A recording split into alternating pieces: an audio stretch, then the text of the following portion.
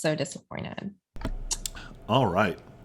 So, last time on A Crown of Cold Iron, having passed through the gate found in the warehouse of the Weirwood in the city of Queensboro, our heroes have passed out of the human realm, which is all that two of them have ever known, and passed into fairy, the mysterious and ancient land which has precipitated so much of the events of the campaign. You all have passed through into a borderland of sorts, between the Seelie and Unseelie, the summer and winter courts. You are chasing after two things. First, Cyrus seeks his missing mentor, Mort. There's a lot of alliteration there. Mort has been missing for months. We're going to keep it rolling. And you had a hint of his presence while you were fighting the Fey creature Buchan, whose office overlooked, well, actually, this very section of Fairy. Okay.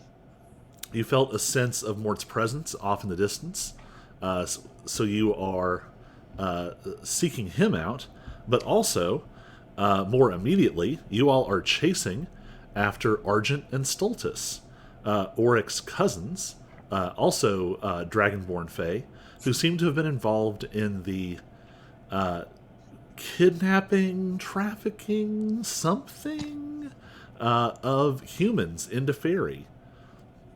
They escaped just ahead of you all with what appeared to be a small human child wearing hospital clothes. So you all were spat out into Fairy. You are chasing after them, but the trail has vaguely led you in this direction and brought you to a mysterious hut out in the woods. The hut itself is almost oversized. It's like a hut scaled up quite a bit.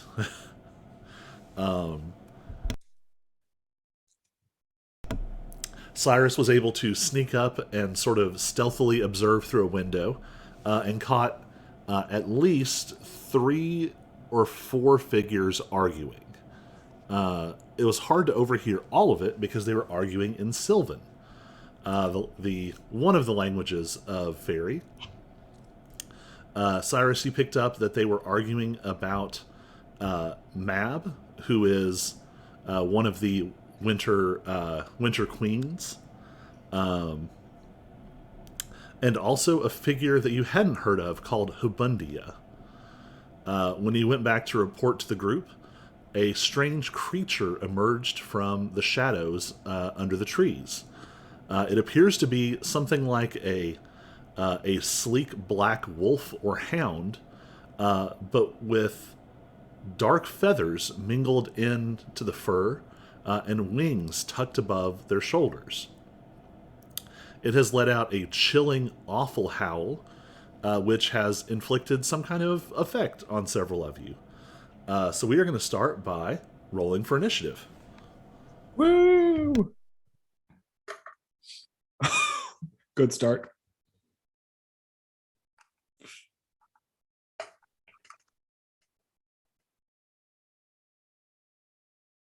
All right, 21. We both got 21. Okay. Doing pretty good. All right. Lexi, you are first. Oh, fun. I guess because of your initiative modifier, I would guess. Okay, yeah. So this creature has emerged from the woods. You can only see one of them right now. What do you want to do? Well, first I want to find myself on the map on Roll20. So give me a hot second because I had not down. I am down. Aha! I was not far enough to the right. I was like, I don't see myself. I don't see anybody. Oh, and Okay. it is worth noting, it's really dark out here. Yeah. It's that kind of dark of like people. Well, it's the kind of dark of folks who live in the city all the time, where there's always streetlights, who are dropped into the depths of a sort of unmodern wood. So say, There, or a power outage, yeah, there is citywide power outage. nothing. So this is definitely dim lighting. Okay. You might have some issues out here without a light source. All right. Let's see. Well, then I'm going to use my hero light cantrip to light myself up. All right. And then for my bonus action, I'm a rage. So we have said that you can use it as part of your rage. The hero light? Yes. Okay. Okay. Then yeah, I'll do that. So that will still leave you your action. Okay. So we'll turn on your light. It is almost like blinding as suddenly, and I don't even say, there is something spectacularly harsh about the hero light here. Yeah. It's almost like you're from a different movie. Like there's a color pattern, there's a lighting and sort of tone that's been set, and you are something else entirely. So it's like, what would be the best way to put this? Maybe like The Sims got dropped into Borderlands. Yeah, and the quality of the light is totally different. Okay. Up to this, it's been very like in that weird space between sort of like calm, mystical, and creepy. Very subtle, sort of enchanting fairy lights and flecks of silver floating through the air. And you're just like, spotlight! Yeah. Yeah. This is definitely like powerhouse blinding everybody. Okay, remind me real quick. I know you said it already, but what does the purple dot represent again? So you all have been affected by this creature's howl. Okay. So does that mean anything? Like, am I scared or something? You are not scared. There is. Actually, we said specifically, this effect looks almost identical to when Cyrus hexes someone. Okay. Not just in effect, but also in aesthetic. Okay. Well, then let's see. Can I see where it is? I mean, it's just on the edge of the shadows. Yeah. So I can move. Oh my gosh, my brain is farting. How many blocks is each? Each one is a 5 foot. Okay, so I'm going to move to the other side of Cyrus and Arik. And then let's see. So that's how many have I moved? 5, 10. Move one more, I think. 'Cause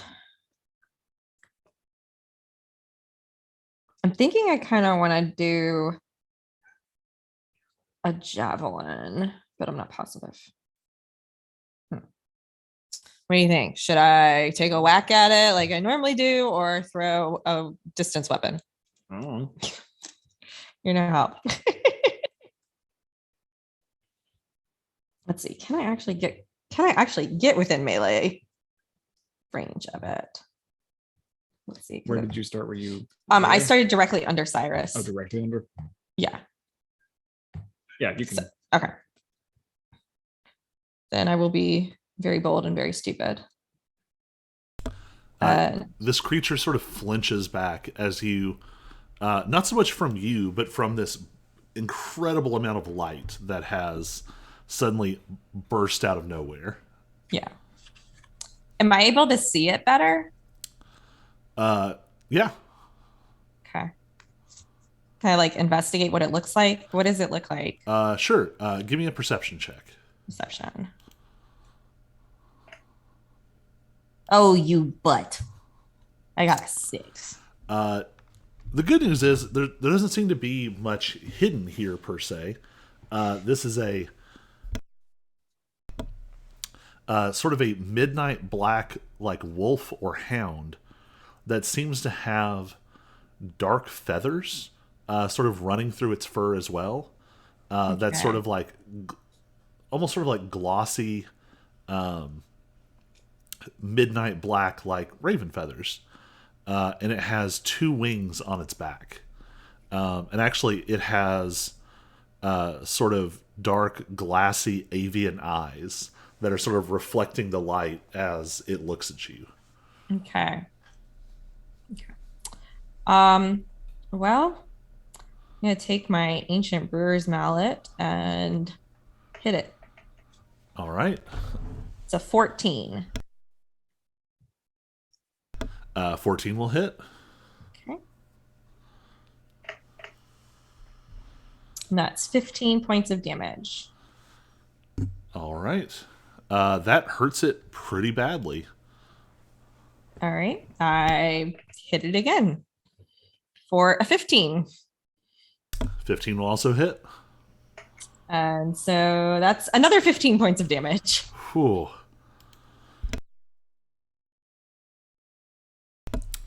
So this thing, you bring this mallet smashing down on this creature, and it doesn't take much. This thing lets out, it's almost sort of layered over top of each other, a sort of surprised squawk, and a sort of canine whimper, or yelp as you smack into it. Okay. So it's like a chicken dog. All right, that's action, bonus action, movement. Anything else? Nope, that'll be everything. All right, Auric, you're up. All right. Bonus action. I'm turning on the Fey Flame torch. All right,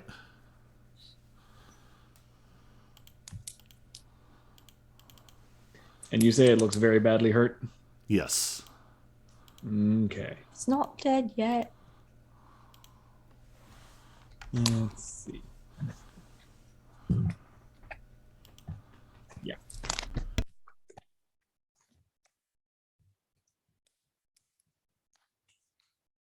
Move myself up here. And I'm gonna firebolt it.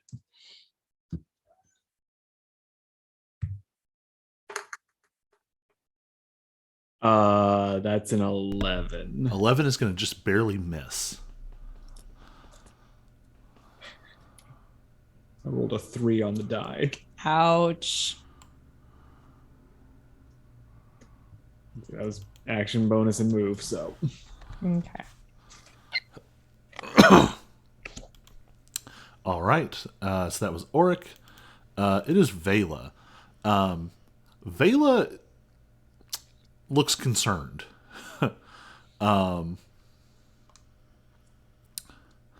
She says, hey, do you all think that we should be turning on these bright lights out in the middle of this dark wood?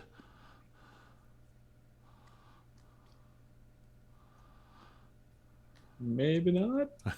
What's our other option?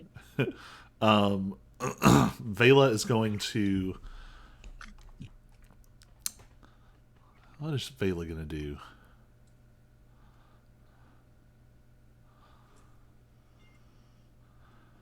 Vela is going to sort of step back and get a little distance from you all. I see how it is. She's smart. Vela is planning on not getting caught so that she can come rescue us from the dungeons later when we get caught for having our lights on and everybody seeing us. Probably. Sounds about right.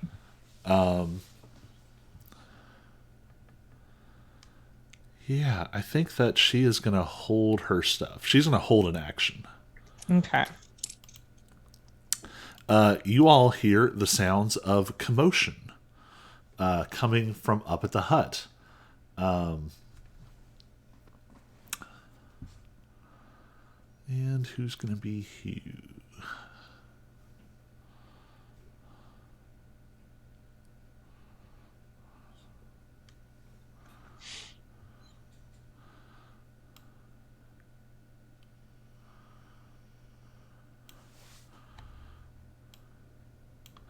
A figure emerges from the hut.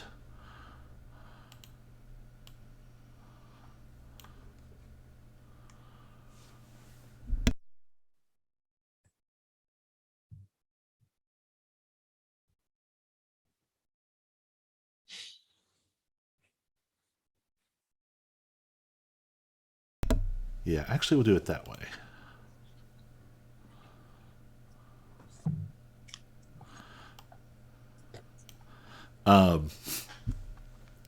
A strange black sort of circle of darkness opens up in the air just behind this creature. I should mark it on the map.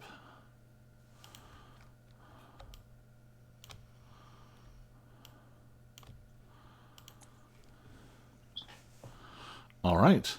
It is the creature's turn.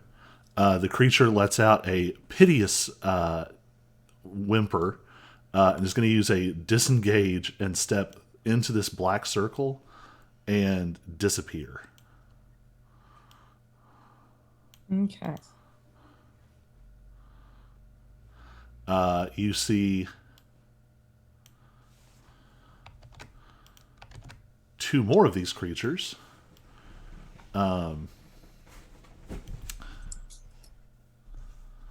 Emerge out of the same black gate. And they're going to attack Lexi. Teleporting. Teleport.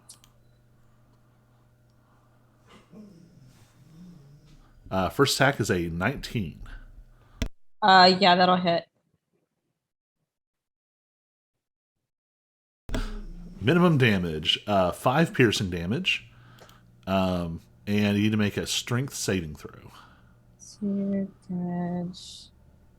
And also, when they hit me, I do my reaction. All right. So let me roll that saving throw. That's a 14. All right. That's going to make it. Okay. And then 9 hero light damage.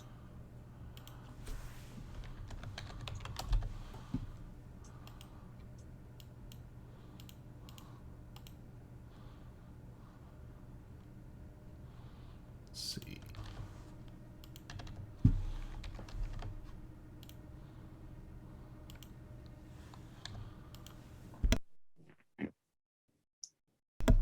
All right. This burst of radiant light smashes the creature. The other one goes to attack you, and that one is going to miss. Okay.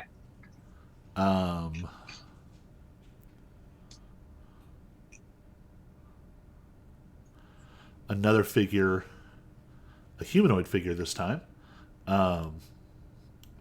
steps through the gate and it's going to cast a spell.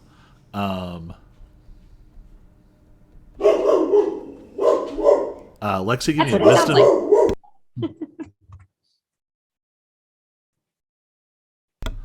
Give me a wisdom saving throw, please.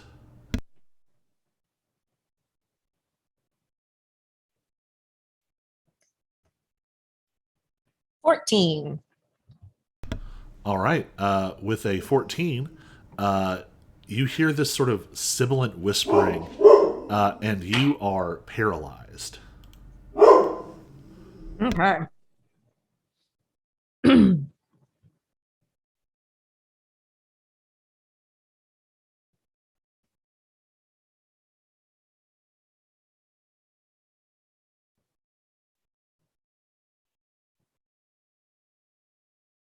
Our DoorDash is here. Well, he took that personally.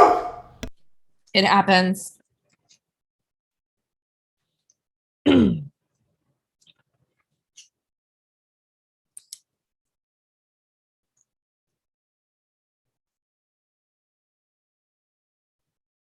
One moment.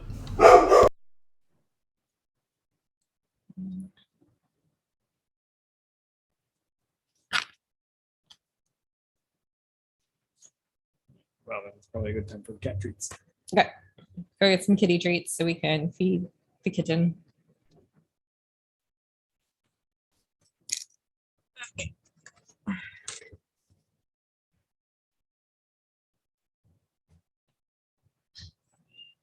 Where?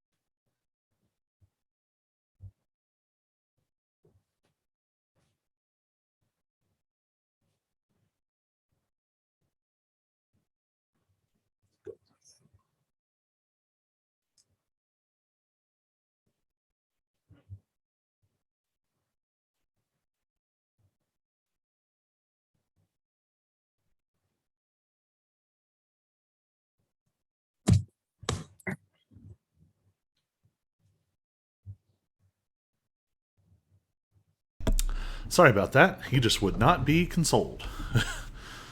It happens. It's hard when DoorDash arrives. All right.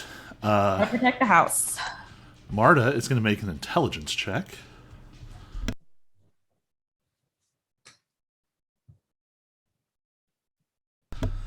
And she doesn't do very well. She's going to go punch a dog.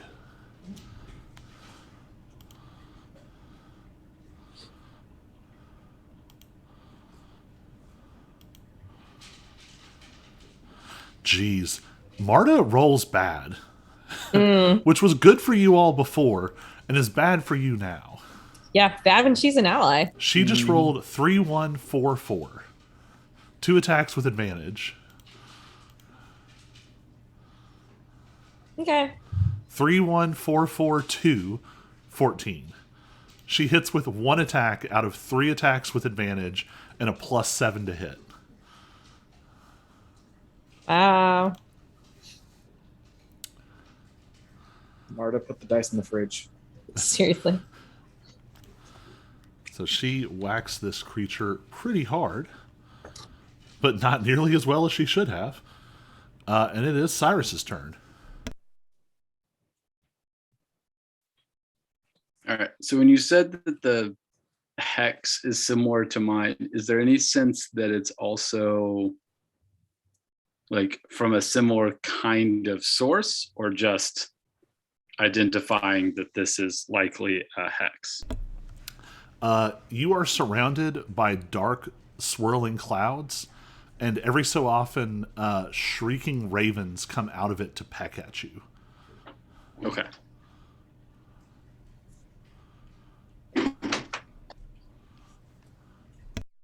Mom? I don't have.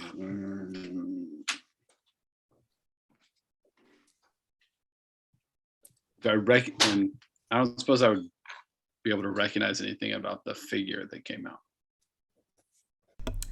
Give me a perception check.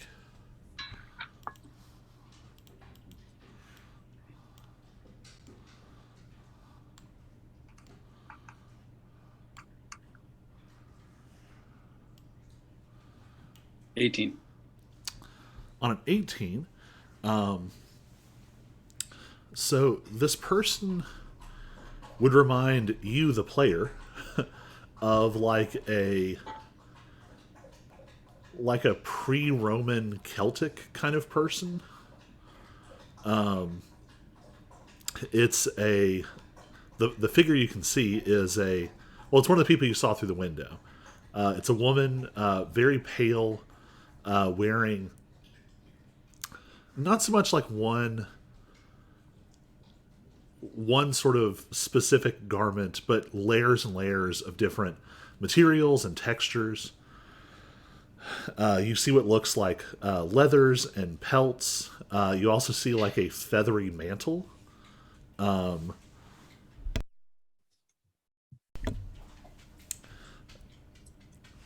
to think what else would be distinguishing.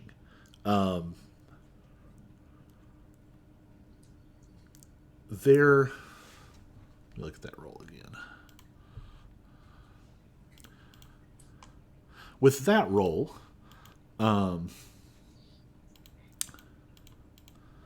there's something strange about it.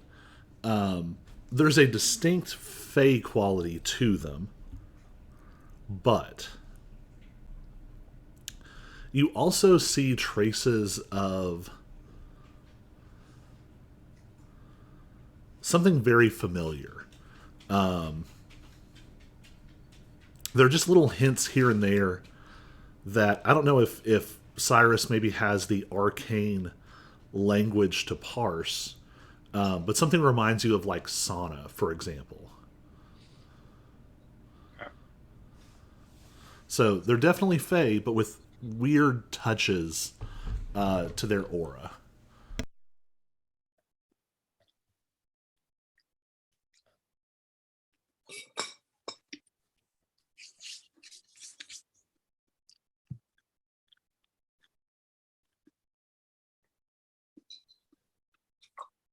All right. What the heck? Let's try it. All right. Can I shift my mantle into kind of what I remember of like it being the kind of raven feathered cloak that I've seen Mort wear, and I want to try like a persuasion. We're not here to fight you in Sylvan, and like hold an action of a shot with the bow at one of the dogs if they continue to be aggressive. All right. So you don't even have to how do I put it? So to you, the default form of your cloak is this sort of jacket that you wear pretty much all the time. But on some level, I think it occurs to you, the jacket is an alteration. It's not what this cloak normally looks like. Not what it wants to look like the majority of the time. Yeah. You've just learned to sort of actively hold that image. And so for the first time in a long time, you voluntarily relax that control. And the cloak takes on its normal form. A long, sweeping cloak with a mantle of black feathers. Give me a persuasion check with advantage.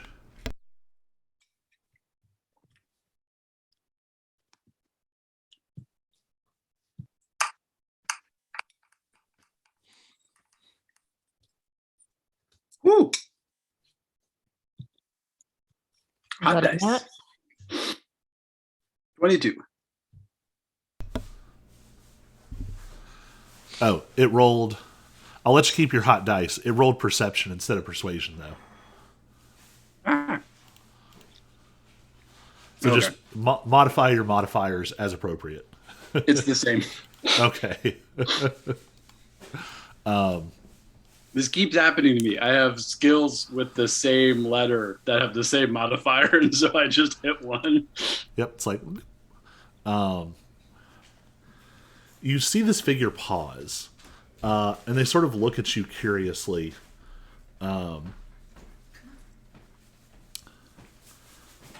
But that is probably all the time you're going to have at the moment. Well, all the time they're going to have to respond. So you have this held action. Lexi, you're up. I'm paralyzed. Yeah, so I guess you're not actually up. You are paralyzed.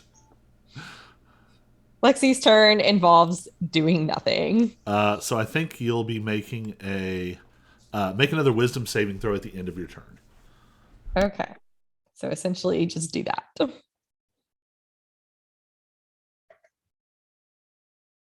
That's a 19. All right. So what is Lexi's headspace as she is paralyzed with this magic? Probably a well shit. Probably the first thing that she thinks is, well, shit. Realizing that she was probably murdering somebody's pet. Regret. Also curiosity as to what might happen next. Apprehension. She's got a lot of feels right now.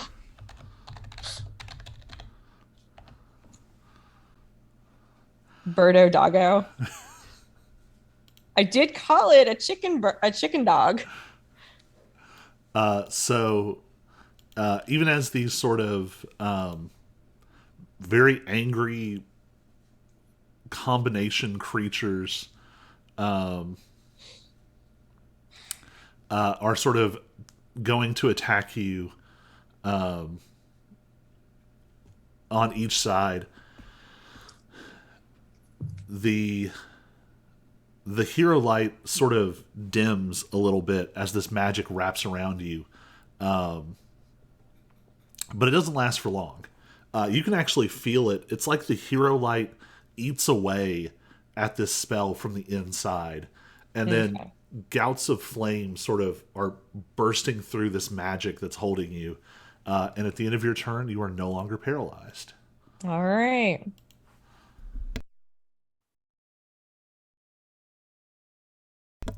Auric, you're up.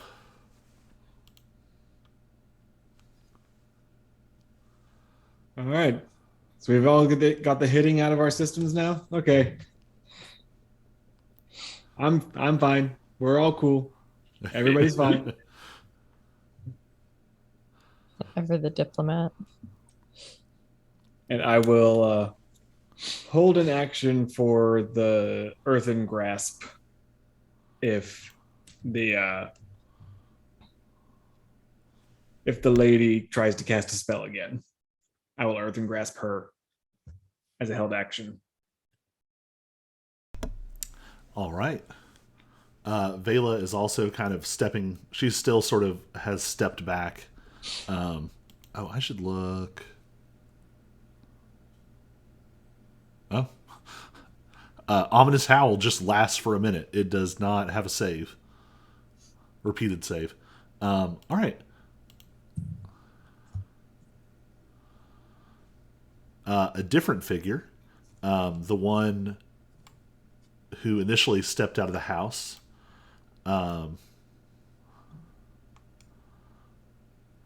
Is going to step through and appear.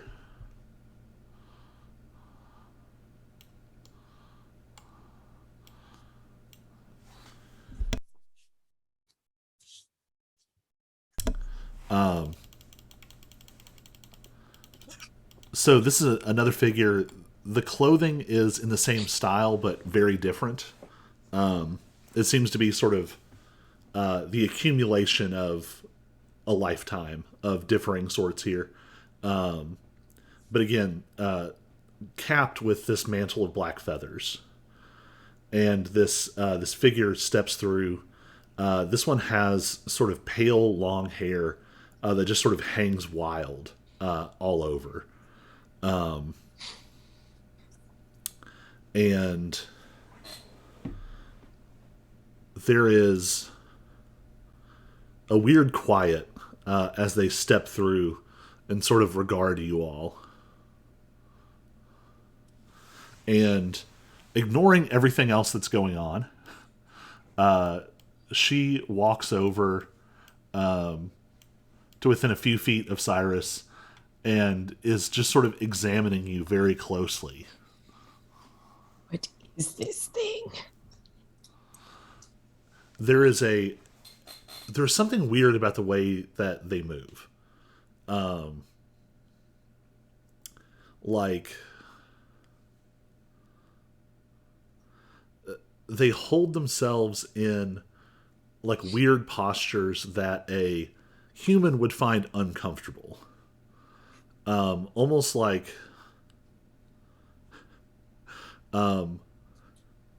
imagine if an owl was controlling a human animatronic and trying to act natural. Like they just don't seem to know quite, like, you know, like this is not like a normal way for a human to Right. hold their head for a long period of time.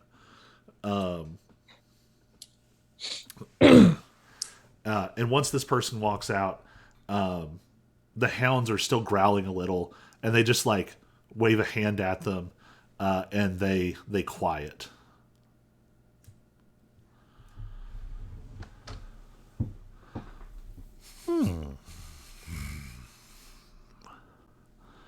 What is this one? Cyrus, they get very uncomfortably close. They're like right here, like right, very, very close to you. What is this one?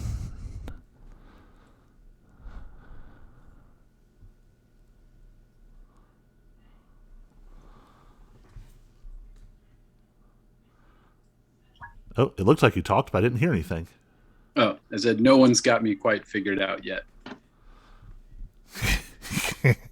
That's Cyrus's response. Yes. Yes.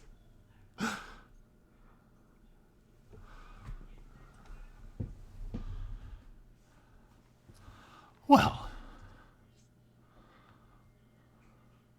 what to do with wanderers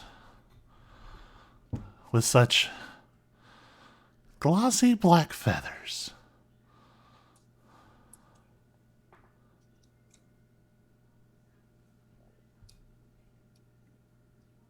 We're looking for a friend of mine who was stranded here.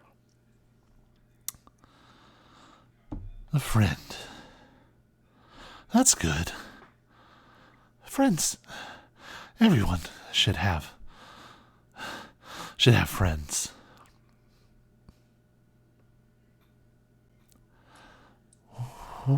What is your friend? His name is Mort.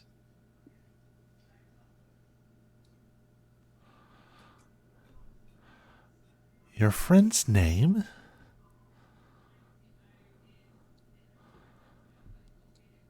Is not a lie, but it is not what they are. Sorry, what? It's what we've always known him as. He's a mort. But not a moat. That's a different mort. Never let it die. Mort moat shall never die. In our hearts forever.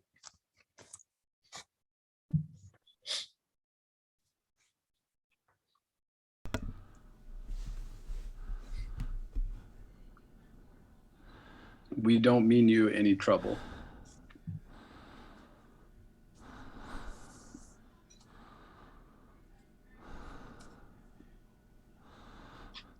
Don't mean trouble. What does it mean to mean trouble? Mean trouble.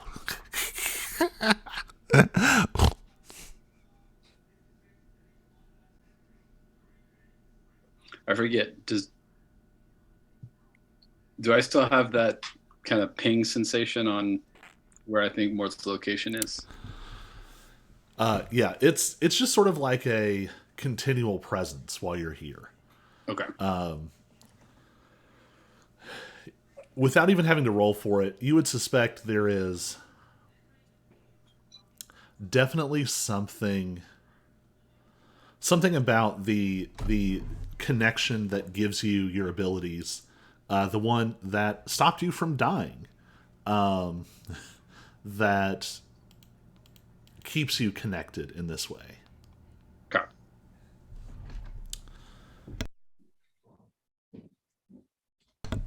This strange individual, as you sort of take a second and think about this connection, they look up at the empty air and sort of stare quizzically at nothing for a second.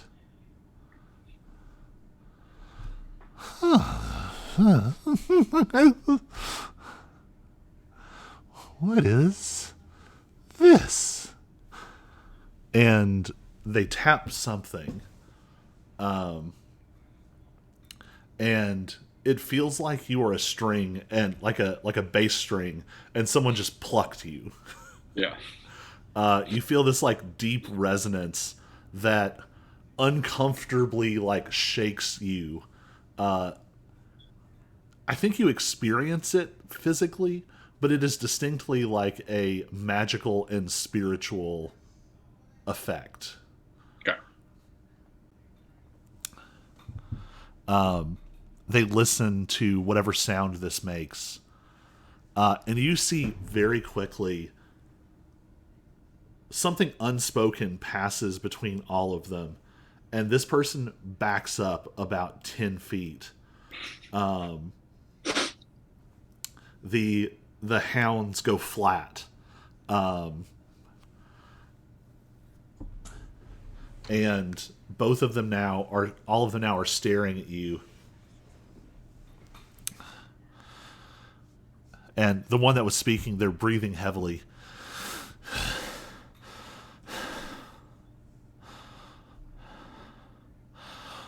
Why?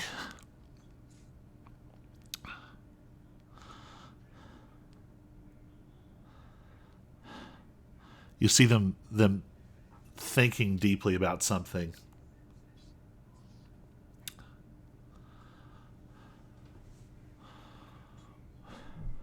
Why? Why would the knight let themselves be taken off the board?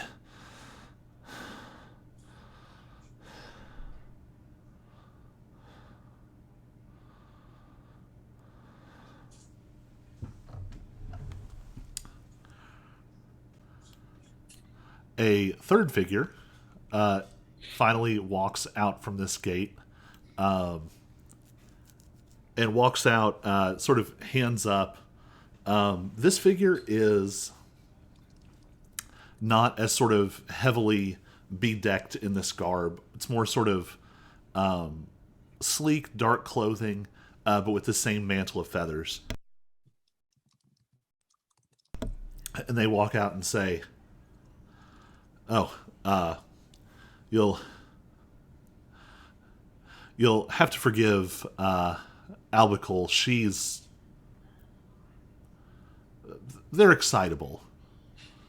I think perhaps we should talk."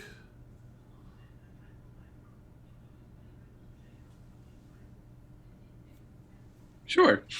Why not? If you might ask your friend to The figure is sort of wincing. Is it possible to turn that down or off, maybe? Which one? Or both? Definitely seems to be referring to Lexi specifically. Oh, Oh, yeah. So I disengage it.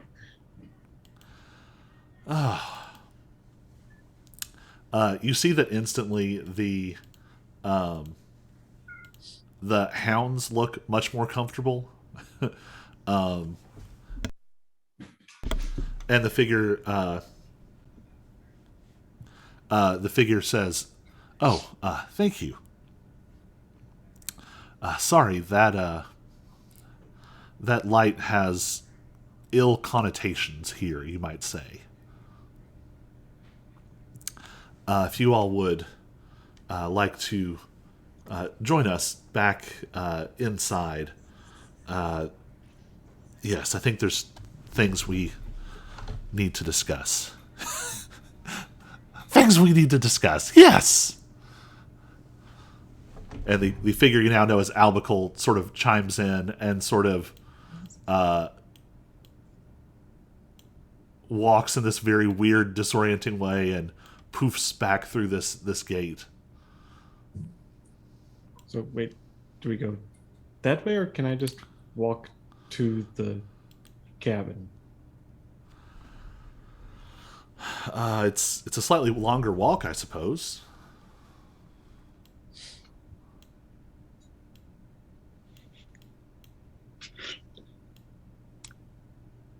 which way does Oric want to go? Yeah. I mean, no offense meant. It's just, Mama told me not to trust magic from strangers. That is an instinct that will probably serve you well here.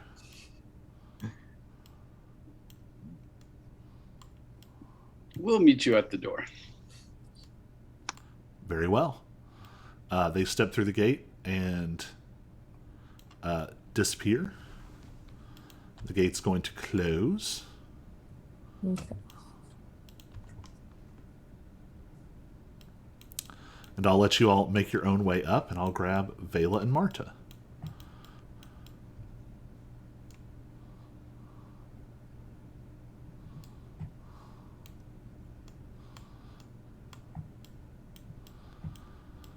Let's see if I... Yeah, we'll just go in there. I think technically that's a window, but that's how they came out, so... Seems fair. So, you notice two things immediately. Hello, big people. Yeah. This is not an oversized hut. This is a hut made for people on a different scale. There are two very large figures, like 15 or 20 feet tall, sitting in chairs, very calmly, just sort of like, you would not think that they had just been hearing the sounds of like horrible combat out their window just a moment ago. Let me get everybody back in a row.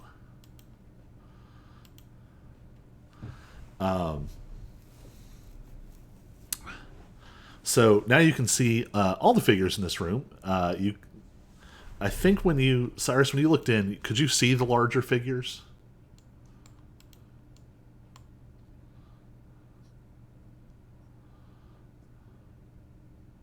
I feel like I might have seen the one in the center, but I'm not sure. Okay. So they're just sitting there calmly. The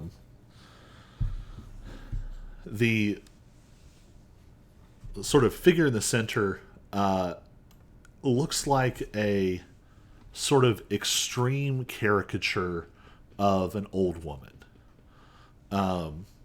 Think horror movie about the ghost of a grandmother that kills people. Lovely. Like all of the fingers are just way too long. The face is both wrinkled, but also like there's too much bone. It gives it this very exaggerated expression. She's wearing this long sort of hooded. It's hard to tell if it's a cloak or a robe or something, but also again mantle of feathers. But for this intimidating appearance, she's just casually like knitting something, and the knitting is large enough that like if she was to drop it on you, this isn't a mechanical hint. This is just a sense of scale. It would be like having a net thrown over you. It's that big, whatever she's knitting. But she's big enough that she's manipulating it like it's like a swatch. The other figure,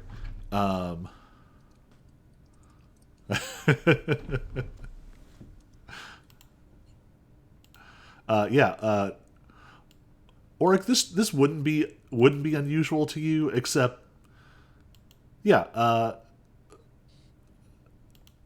who in Auric's life would have dragged him to go see horror movies?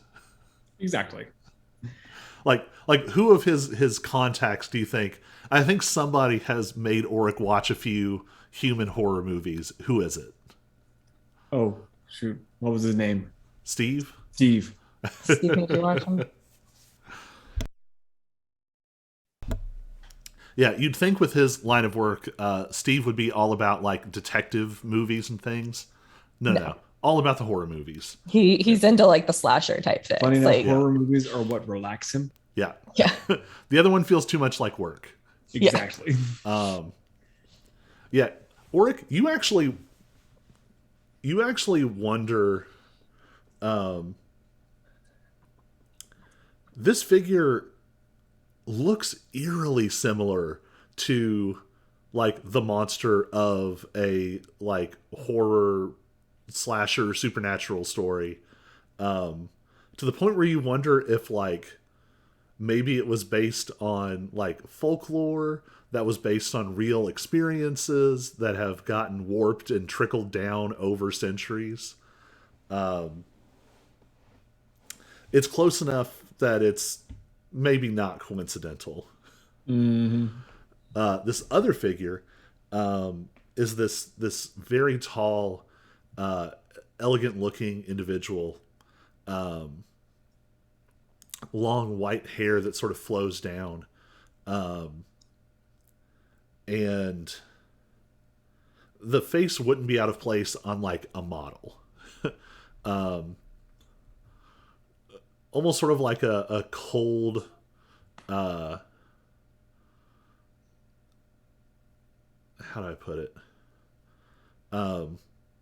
Like a cold, like Viking woman, sort of expression. Not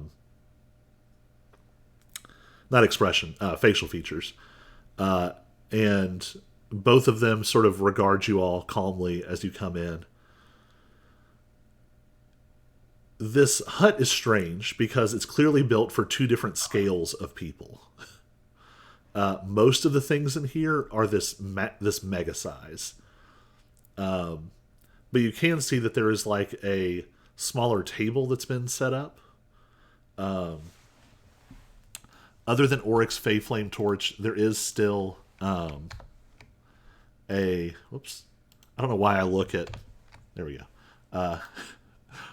I go to look at Cyrus to check the light level, not even thinking like, oh yeah, never helpful. The strange hounds have sort of curled up around a small banked fire. And the injured one is sort of preening its feathers, but seems to be okay for the moment. The calmer figure who was talking, says,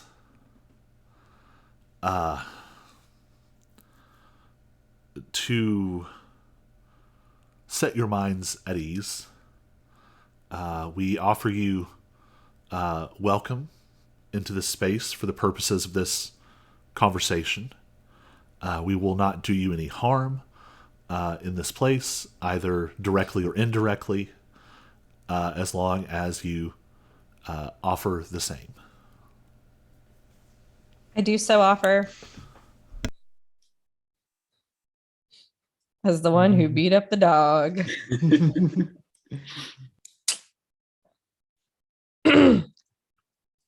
For as long as we are in this space, we will do no harm directly or indirectly, so long as you do the same.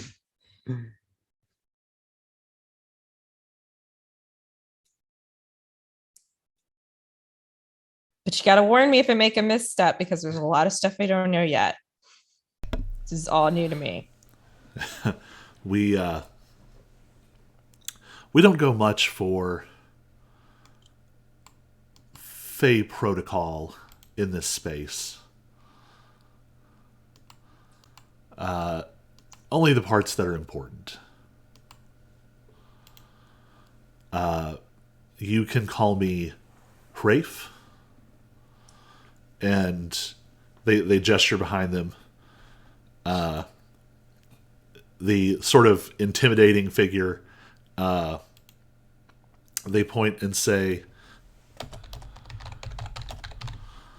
this is Kalik.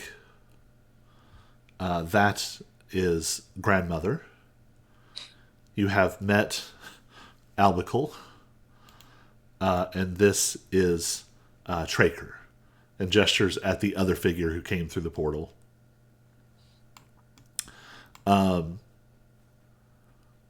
Auric, you are familiar enough with this. There is a tangible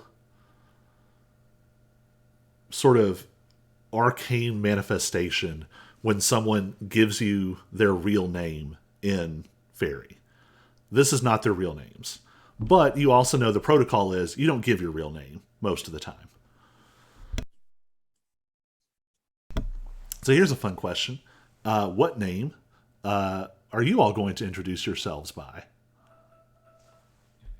Before anybody else has the chance to speak up, I'm going to cut in and say, you may call me Goldscale.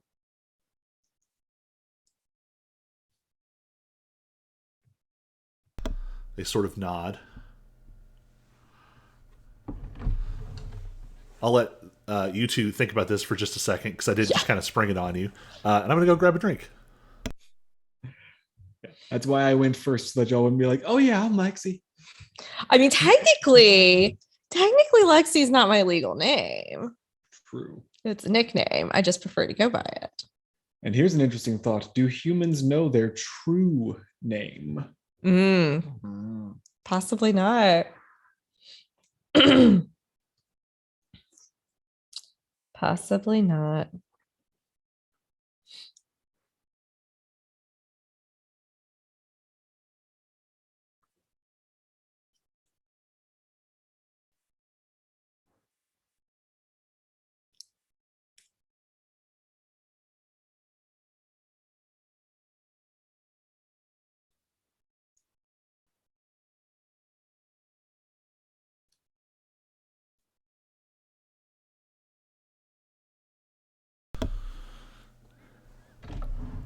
Are you all still contemplating?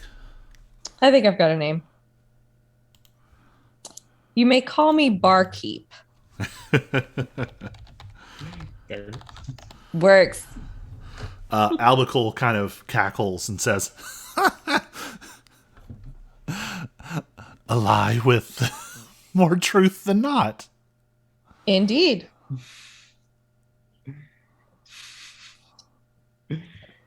And I'm going to go with Hugin.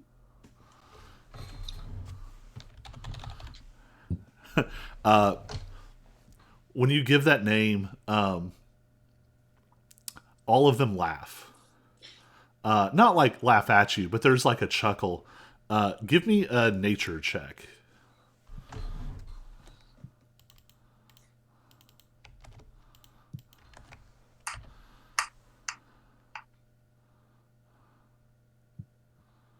$22.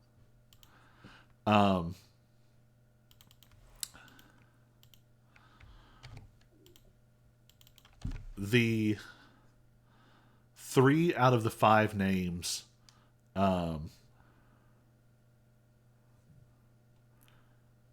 3 out of the 5 names are different variations on words for ravens or corvids or or other birds in a similar family.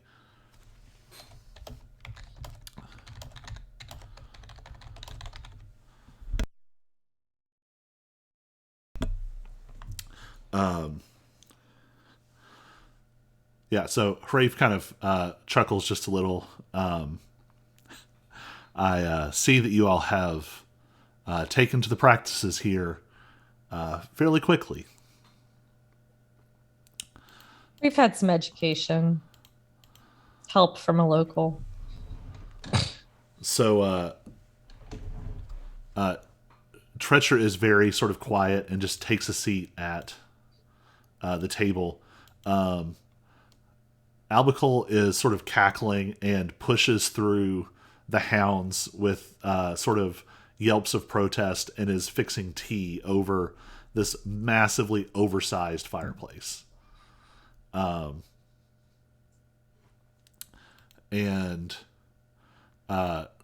Rafe says, now, correct me if I'm wrong, we're rather far from the normal sources of news out here. I was under the impression that humans were not wandering into Fairy at this current time.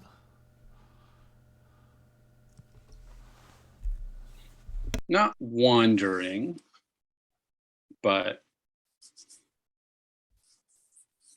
we're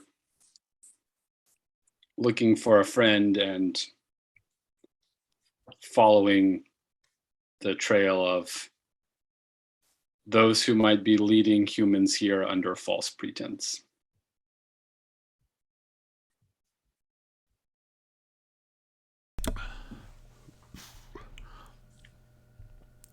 I will say, you're not... I thought grandmother had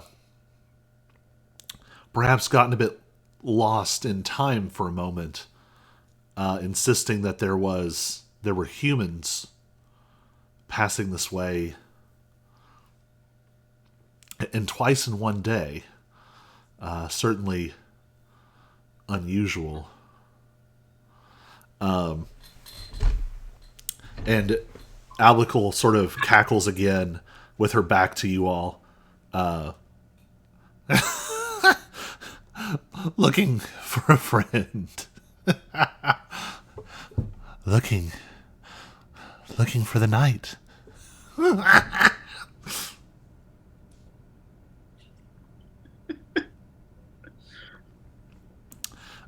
The way they keep saying night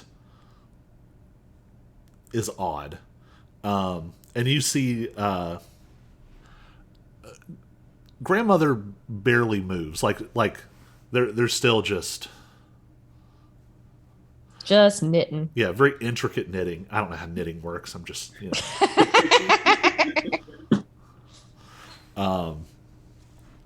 but Kalik especially kind of makes a strange face at that and leans their sort of giant body down. There's not a sound to it, but I think being shaped by human sort of film and television, you almost expect there to be like a zooming in sound of something so large moving. And they lean down. And the voice that comes out is weirdly quiet.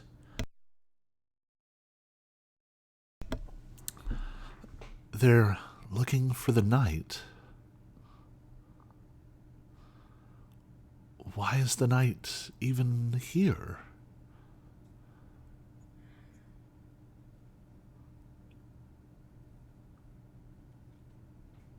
Can you explain this title to me? That's not how I know him. Well, I am.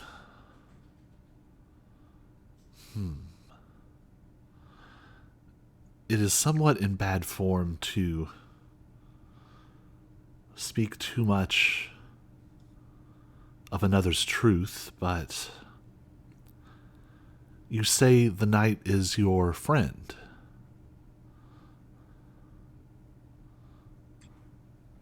Yes. And we'll see how much albical cackling I can do before the night's done. Albical chimes in and says, friend. More than a friend. I felt it. Plucked it like a string. Bonded, bound, connected. And they sort of spare like a. You get the impression this is just how Albico rolls all the time. Yeah. They're not particularly phased by it.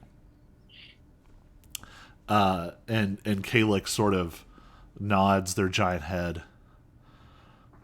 Very well.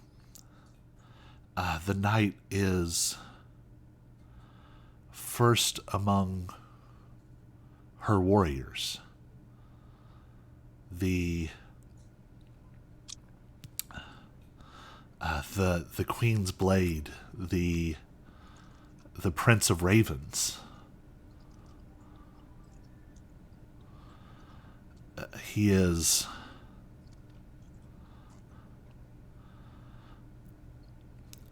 a figure even older than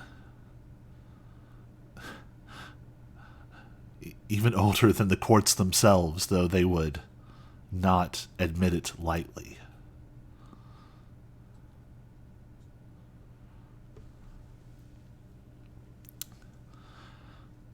But he hasn't been here in... And this conversation's happening in Sylvan, so the word isn't years. It's almost like era upon era. Like great sort of glacial foundational shifts of history, one after another, that he wasn't part of, that he was not here.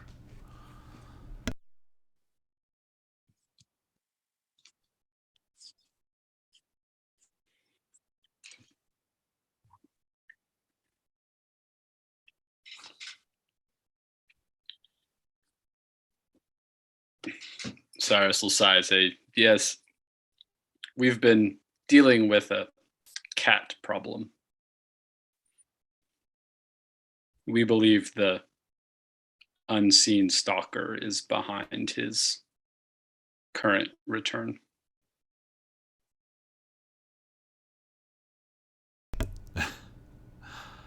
The knight must be much reduced if one as small as the stalker could cause him difficulty.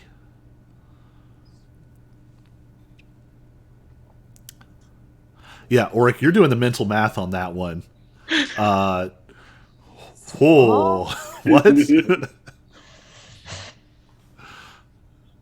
How is a giant cat small? Different kind of small, large, but yes. Yeah, in a metaphysical power sense, even bigger than big. Like the physical appearance of the stalker isn't remotely indicative of just how powerful they are.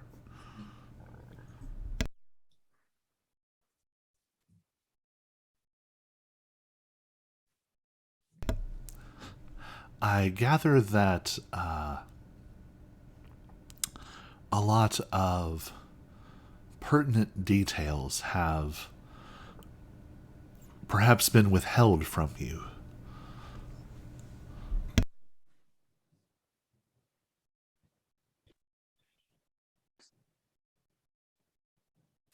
Likely, yes.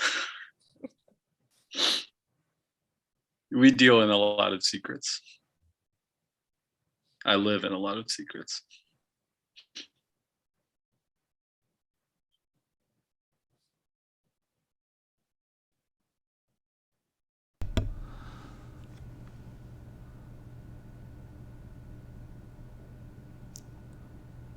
Yes, secrets. And there's this sort of ominous quiet as this huge figure speaks these words in such a small voice. And Albicle ruins the moment by just cackling and like clanking teacups and saucers and things together over by the fire.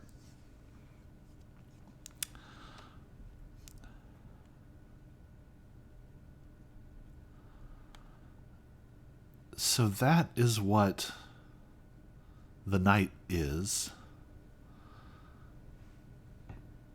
But what are you to wear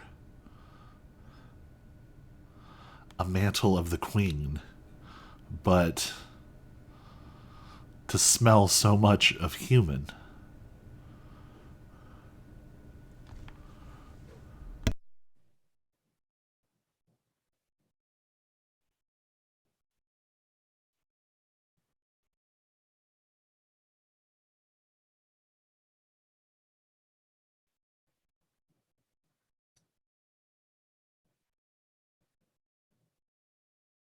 Sorry to interrupt. You keep saying the queen. I'm assuming from context you do not mean the queen of summer. No. Neither Steely nor Unsteely have much regard in this house.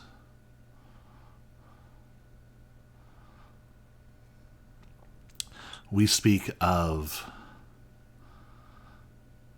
the old queen, the first queen.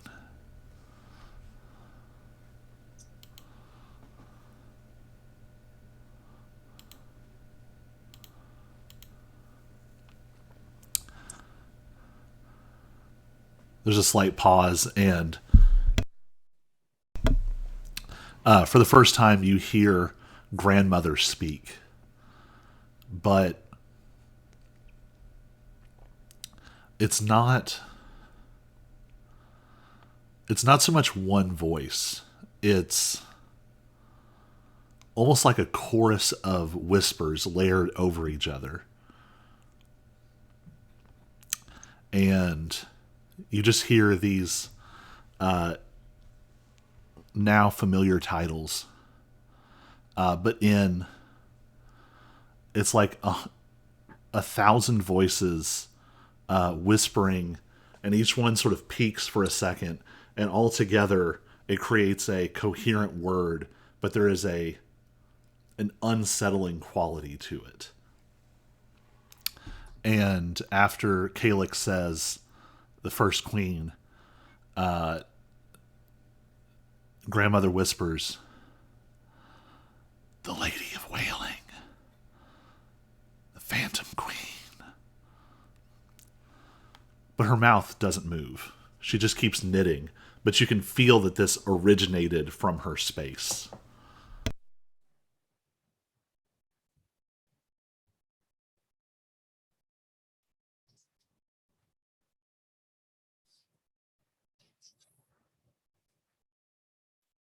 Right. Fat queen. Thanks.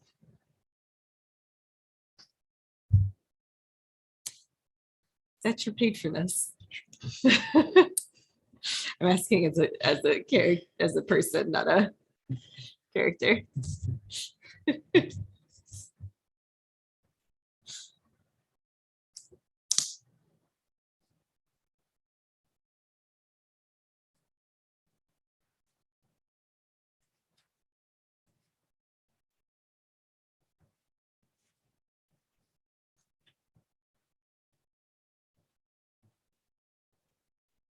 will answer their question by saying, I don't know all the particulars, but the night saved my life when I was a child.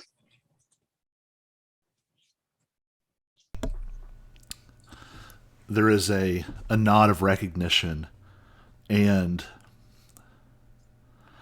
Kalix says something. I don't know that you've heard it phrased this way before. They say, a blessing. I understand now.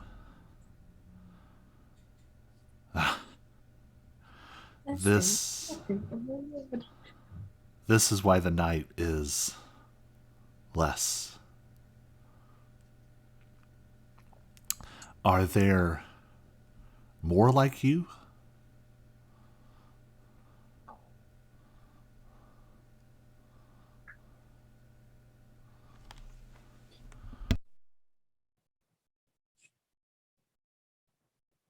Can't speak to others.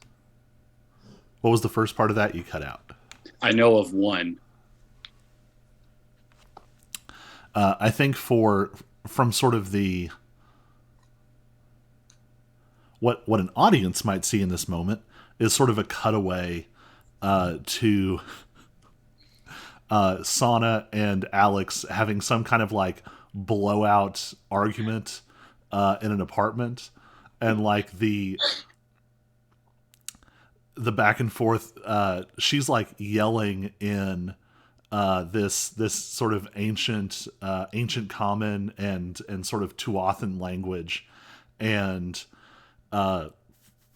Alex is like, I don't know, trying to explain some basic thing that she has done very wrong, like like microwaved a piece of aluminum foil or something, and they're both yelling at each other, and Alex is just like, I don't understand what you're saying, and she's yelling back in Tuathan saying the same thing, and there's like phantasmal birds are like circling in the air above them, like calling at each other, and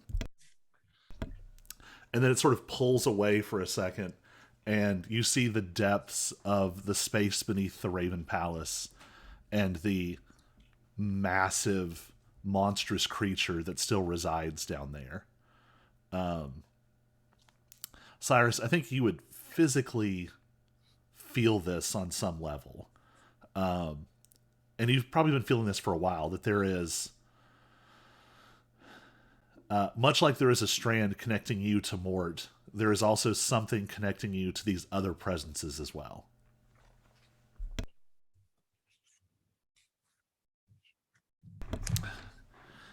Yes, the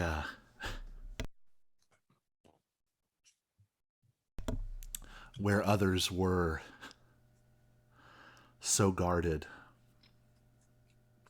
with their blessing, I suppose the night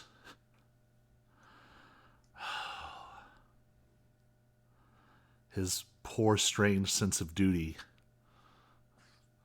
he would never want to rise above his queen. So he would spend his blessing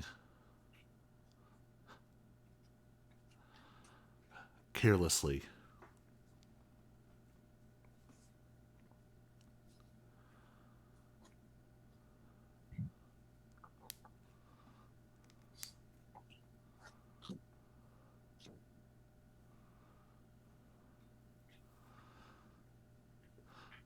Albicle finally, like, with much sort of rattling and like tea sort of spilling, you see now this teapot is like way too big. It's like a teapot the size of someone's head. And she brings it over to the table, and it's like clanking and clattering, and she sets it down, and pours herself like an oversized, or pours like an oversized cup, and goes over and with like both hands like holds it up to grandmother, and grandmother like casually takes it and starts sipping on it, and the needles keep working themselves even with her hands off of them. As they should. And Alical very shakily starts serving others additional additional cups of appropriate sizes for their forms.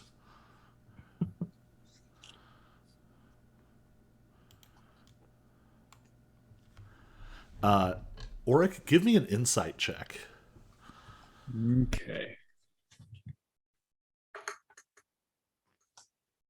Dirty 20.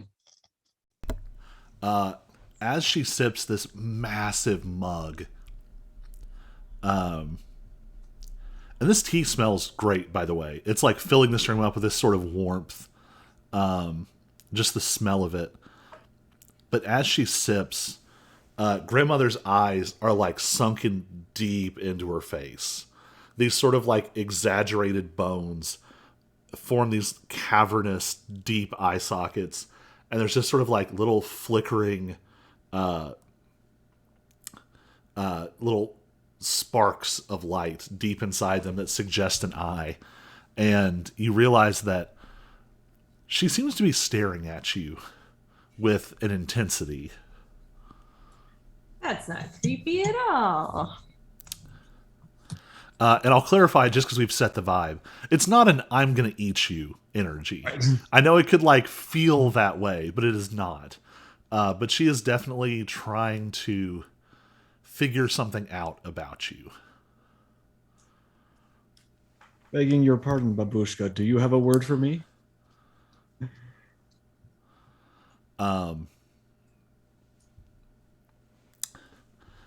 Grandmother takes another sip, and everyone else goes sort of quiet. It's the crackling of the fire, just sort of the very gentle movements of the hounds as they continue to sort of preen themselves, and just the clack, clack, clack, clack of these needles knitting all on their own. And you see this intense focus on you.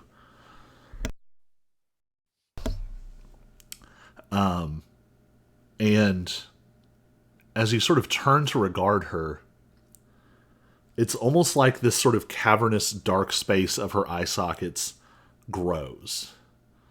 Sort of the shadow there almost seems to sort of leak out into the room.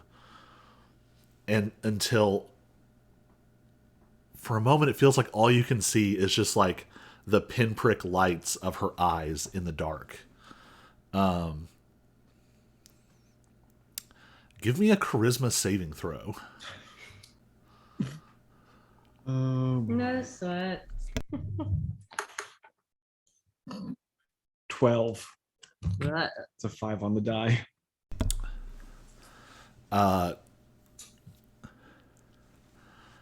You can tell immediately that she is seeing more than you want her to see. There are... As soon as you've stepped in here, you've been playing a different game than anyone else.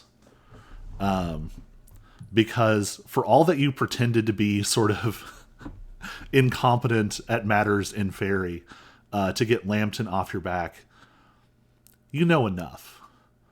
But you realize you might have slipped up just a little. What? By inviting the scrutiny of this massive, ancient, unknown being. And you feel her not... There's no violence to it. But we've said before, we have characterized Auric's mind as like a crowded room with many shelves, and there is a back room. And it's almost like in this moment, she casually just opens the front door, walks into the room, kind of looks at what's on the shelf, sees the door, walks back, and just kind of like peeks inside. and then sort of gently closes it and walks back out. There doesn't seem to be ill intent. There's no aggression to it, but you have been seen. And there is a twinkle in these burning eyes as they kind of like, and everything is sort of normal again. In this moment of strange pressure, Vela has walked up and sort of like taken your hand and is kind of standing very close. There is a protectiveness here that you recognize. And you know, Vela cares enough about you that she is willing to burn this place down if she needs to. Arson is Vela's love language. Gifts and arson. I try to give a gentle squeeze to communicate that won't be necessary. And she is sort of following your lead in this moment.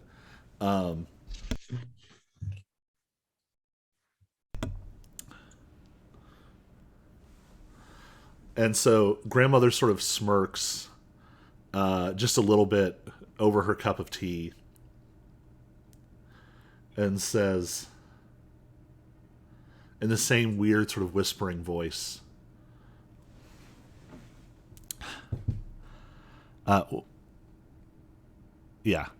she says,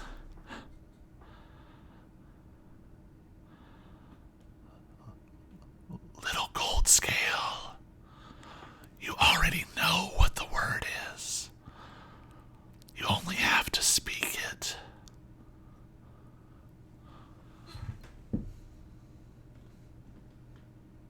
No pressure, mate. And you get the impression that no one else heard that.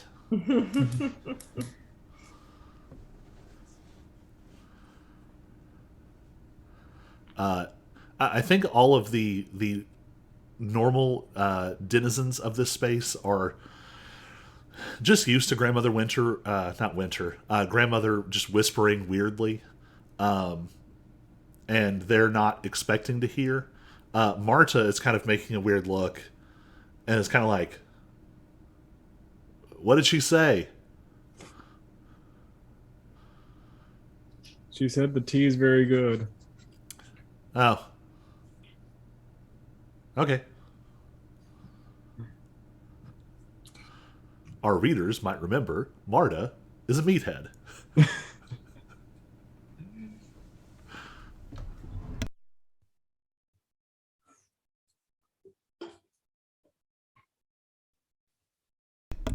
So there are a lot of secrets in this space. There are a lot of things known, a lot of things unspoken. What are you all willing to say? What are you all willing to ask? This is the question you're facing.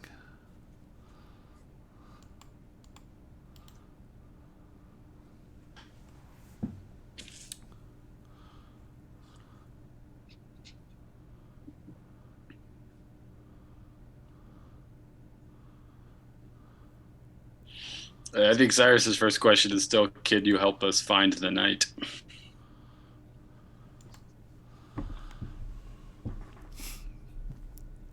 Kalik responds, "Yes, I believe we could help with that."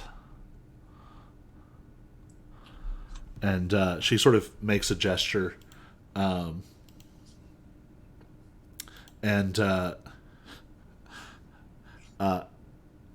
Albicle sort of continues to cackle, but oh, am I short a name?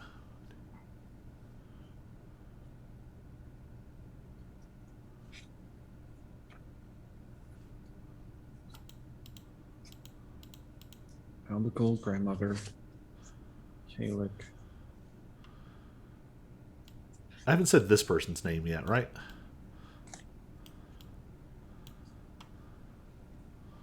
I thought that was Albicle.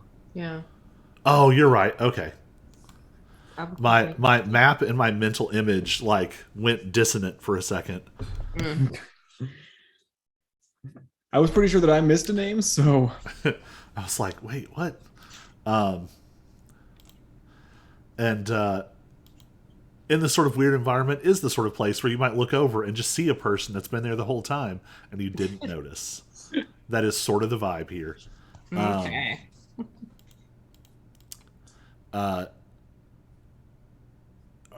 Rafe steps over and together with Traker goes and starts arranging some things across this table.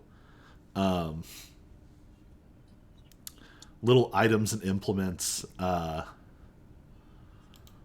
Everybody give me an Arcana check. And Auric, you can make it with advantage. yay.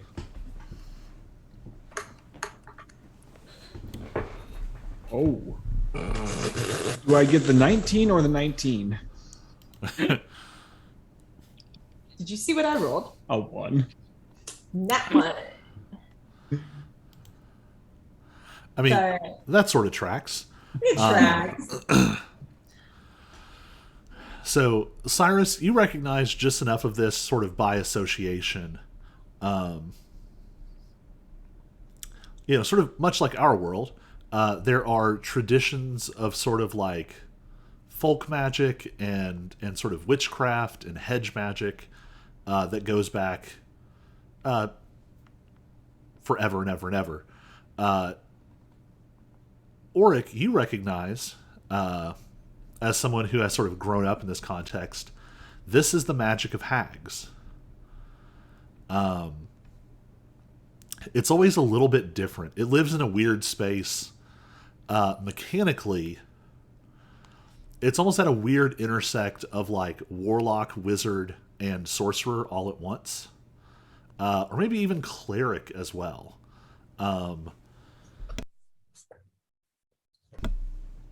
It's a sort of magic that defies a lot of categories. And it is not as widely understood. We've said before, most folks in Fairy are... Honestly, the closest thing would be like a sorcerer warlock multiclass. They have some inherent magic, and they also draw magic from the bonds and patronage of Fairy. It's pretty well understood. Like, for the most part, your magic, with some weird and recent complications, leaving those aside, your magic mostly comes from within, from this sort of draconic wellspring. You've noticed that Stultus especially recently seems to have maybe taken on some outside magical influences. But what these hags do is very different. So they start to arrange all of these items, and they almost look random. There's several knives, which is a little alarming maybe at first. Maybe. And they're of different styles and sizes. There's like a delicate, beautiful, elegant silver knife, but then there's also like a somewhat pitted, rusted, stained, like cooking knife, almost a cleaver. Not quite a full cleaver, but in that family. Bowls of things are poured out. Things are pulled off a shelf and are ground up and mixed and sifted together. And with your 23 Arcana check, Auric, as this ritual happens, you feel something very familiar pulling at the edges of it. You have not seen hag magic. Well, you've not seen it up close hardly at all. You might have seen little acts of it as you sort of grew up here. But it wouldn't have been actual hag magic performed by specialists, by hags themselves. It would have been like little bits of sort of folk magic that someone in your family might have picked up. So seeing this sort of done by sort of expert practitioners, and with some of these connections that you've awakened, you feel the pull of this mysterious patron around the edges of this ritual. Some of her power is being summoned into the space. And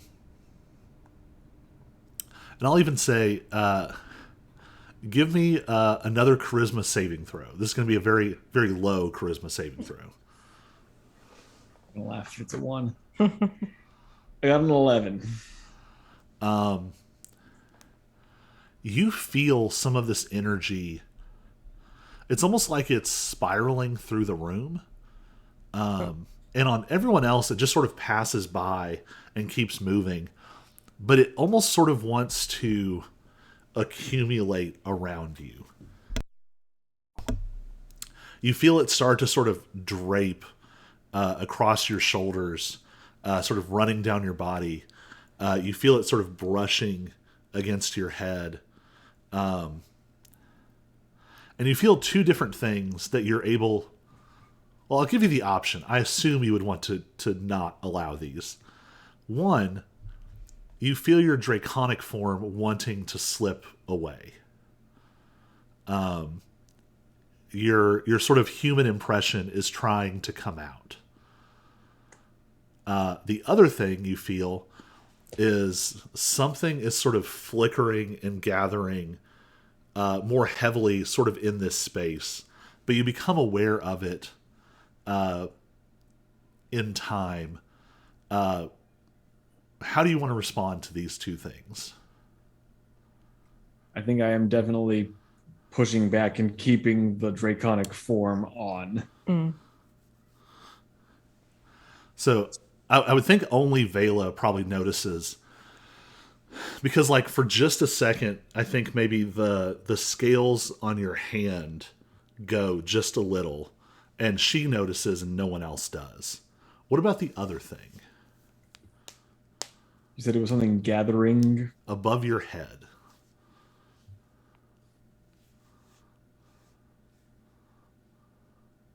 I'm not sure how to respond.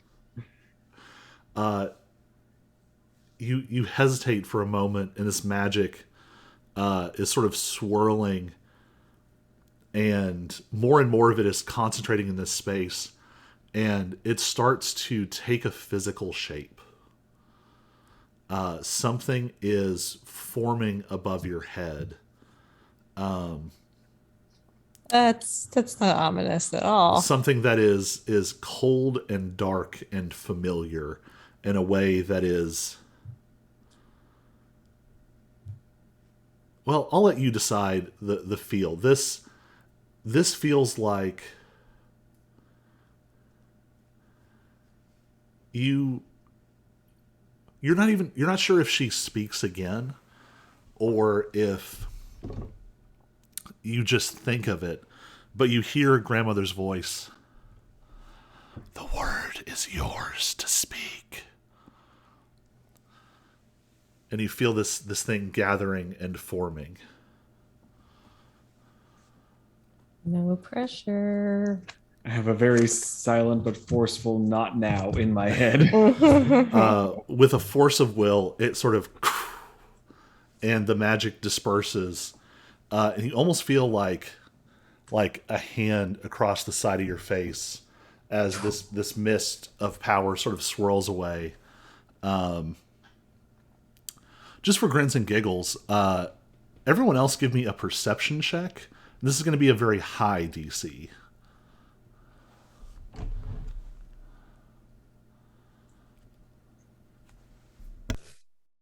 Seven. 10. And It wanted to be a 20. Just for grins and giggles, let me see how all of our NPCs roll.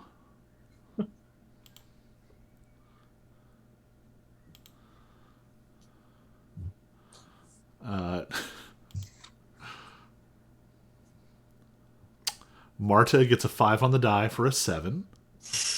which is Very very, annoying. very on track. Vela is right next to you. She's going to roll with advantage.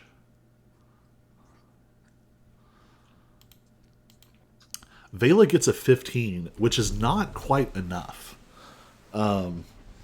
She's sort of cued that something is happening as your scales sort of drift off, but then they come back, and you see the marks under her eyes flare just a little, and like she catches something out of the corner of her eye, and she starts to look up, but you've already sort of dispersed it. This ritual continues. Grandmother is just knitting, continues to knit from her seat. Kalik has started whispering something, and the other three are sort of intoning this sort of rhythmic arcane chant. And as it sort of reaches a peak, Rafe sort of beckons for Cyrus to walk over.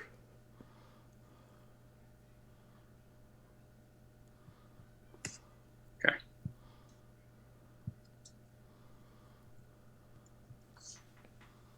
Sure. So you feel this spell is sort of starting to cohere,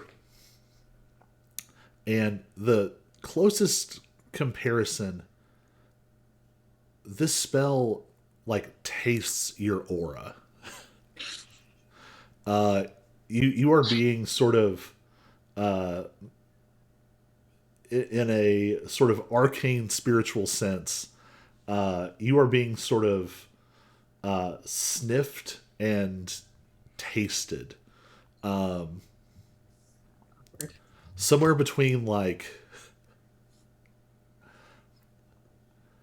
the sniffing reminds you of like a hound or a wolf, but the lick has an unpleasant quality to it, almost more like a snake or a lizard or something. Like it is not cute; it is unpleasant. Okay. But just a taste of your aura swirls into the spell, and this sort of complex, swirling, three-dimensional something swirls into place. All three of you give me an Arcana check, and Auric, you can roll with advantage. We're on your home turf. There's going to be a lot of rolls with advantage. 10. 16 or 16. Good lord. Whew. 9. Dice are being rough tonight for the most part. Yeah. They were pretty hard last session too. So with a 16, Auric, you can pick out that this is some kind of representation of the geography of fairy. And it's sort of hard to perceive because fairy doesn't map very well in a two-dimensional or even three-dimensional sense. It's not as much about traveling by direction and almost more about navigating by vibe or impression or story or metaphor or sort of weird intangibles. But you can sort of parse some of this out, and you can kind of walk the others through it. You're able to sort of pick out how different regions are interconnected. And you can see where that sort of spark of Cyrus's aura is wrapped up in the spell and is sort of illuminated and becomes sort of a marker. And it's hovering over an area of the map that a lot of these spots on the map you don't recognize at all. Like you wouldn't know how to see, like, oh, this is the heart of summer or the heart of winter or, you know, different regions. but you recognize this one. This is Lambton's territory, Oh boy. and Mort is there.